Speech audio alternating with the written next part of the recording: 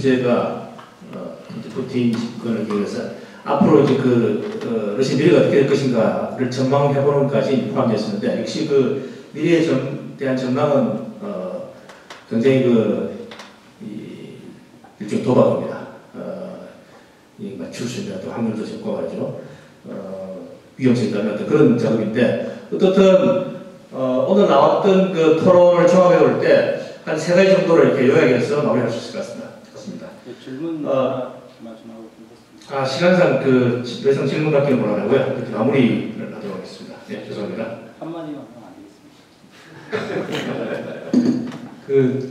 네, 허락하실 걸로. 네, 간단하게.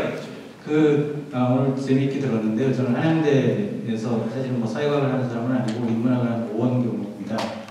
재밌게 들었는데 아까 저기 사회 보셨던 저희 소장님도 한번 그런 얘기를 하신 것 같은데, 최근에 우리나라도 선거정국이고 세계가 선거정국인데 이런 이야기들을 하면서 과연 요즘 새롭게 얘기되는 게 중동의 여러 가지 문제가 많으면 이런 것들 SNS 내지는 젊은 층들 이런 얘기를 하는데, 아까도 얘기했지만 러시아의 선거 결과가 연령대별, 지역별 이런 분석들이 자세히 나와봐야 우리가 누가 푸틴을 지지했고 누가 프라호로프를 지지했고, 제가 아까 이제 좀 발표가 저 지도할 때 이제 아이폰으로 분석을 해봤더니 출구조사에서는 프로호로프가 25%로 2등을 했고, 이건 물론 추측이었지만은 푸틴이 40% 정도를 잡았고 그 다음에 이제 주가노프가 나오는 그런 현상을 했었는데, 흥미로웠던 게 지난 총선 이후에 사실은 러시아에서 부정선거 규탄 시위가 많이 났지 않습니까? 그러면서 부정선거 규탄 시위를 주도하는 사람들이 누군가, 이데올로기적인 스펙트럼이 다양하지만 좌에서 극우까지 민족 극우주의자까지 다양하지만 거기에 찬성했던 사람들을 보면 소위 말하는 이제 여기 오늘 발표에도 중산층이라는 이야기들을 실제로 했는데,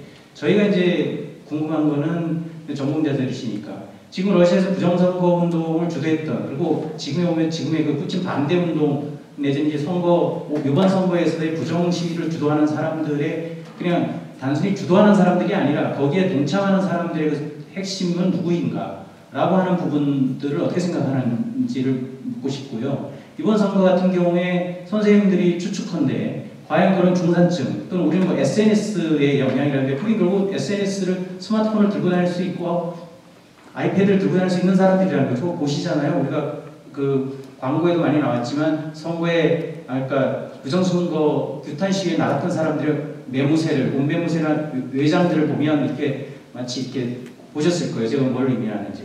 그런 걸 볼 때 과연 여러 선생님들이 판단을 하시기에 이번 선거에서 바로 그런 흐름들, 그리고 저는 아까 강봉원들 1등에 제 자유가 이런 표현을 썼는데, 스바보다든 제 자유라든 도대체 러시아에서 부정선거 운동을 이야기하는 사람들의 이야기를 들어가도 도대체 그 사람들이 얘기하는 민주주의가 무엇인지, 그들이 얘기하는 자유가 무엇인지, 강봉 선생이 얘기하는 제 자유라는 의미가 도대체 무엇인지, 제 자유라는 게 어쩌면 제가 상식으로 판단하는데 소비에트 정권이 무너진 이후에 자유의 물결, 그 다음에 푸틴 시대 이후에 다시 이번 선거를 통해서 아까도 얘기를 했지만 이번에 푸틴이 재집권했지만 옛날과 같은 권위주의, 연성이라는 말을 쓰는 것 자체가 얼마나 적절한지는 모르지만 그 권위주의로부터 불가피하게 아무래도 물러설 수밖에 없을 것이다. 현재 어떤 소위 말하는 시민 세력들의 등장으로 볼 때라고 하는 거죠. 그래서 제 질문을 간단히 말씀을 드리면, 이번 선거에서 곧 나올 거지만 과연 그런 중산층들의 역할들이 무엇이고 러시아 사회에서 현재의 중산층들은 무엇일까라고 하는 거죠. 제가 감히 추측한 데 보면 바로 푸틴이 아까 선거 전략을 정치공학적으로 선거 전략에 성공을 했다라고 정 선생님이 이제 발표를 하셨는데, 마지막에 결국 말 그대로 수도권이나 소위 말하는 러시아의 중산층은 잘 사는 집단이라는 거죠. 잘 사는 계급이고, 그들을 제외한 지방에 여전히 먹고 사는 문제가 힘들어 있는 그런 많은 사람들은 푸틴을 찍었고 강력한 러시아를 찍었다라고 하는 거죠. 그와 관련해서 생각을 해보면 강홍 선생님이 얘기하는, 예를 들면 유라시아 내에서 유라시아 연맹이나 연방이나 이런 거라고 하는 것도 옛날 소비에트 시대에 있어서의 연방적인 사고 속에서 하는 거고, 실제로 중앙아시아나 기타 다른 지역에 있는 그런 지역에 살고 있는 민중들 내지는 대중들의 소위 말하는 유라시아 공동체적인 사고 이런 거와는 전혀 거리가 멀다라고 하는 거죠. 다시 말하면 그런 것을 설사 푸틴이 주도한다 하더라도 유라시아 연합이 그거는 전도 무망한 것이라고 저는 봅니다. 그러니까 오늘 논의에서 보면 사회학적인 분석 속에서 현재 실패라든지 전망들을 내오긴 했지만 제가 볼 때는 사실은 그 전망이라고 하는 것이 어떤 우리가 유라시아라는 공간이 앞으로 나가야 될 어떤 가치라고 하는 측면에서 푸틴 정권이 이런 부분들을 해야 된다라고 하는 그런 어떤 전망들이라기보다는 사실은 금방 제가 얘기했듯이 기존의 어떤 우리가 소비에트 시대를 평가하거나 기존의 옐친 푸틴 시대를 평가할 때 그런 어떤 퍼스펙티브에서 미래를 그냥 추측하는 정도. 그러니까 듣는 사람 대단히 깝깝한 거죠, 사실은.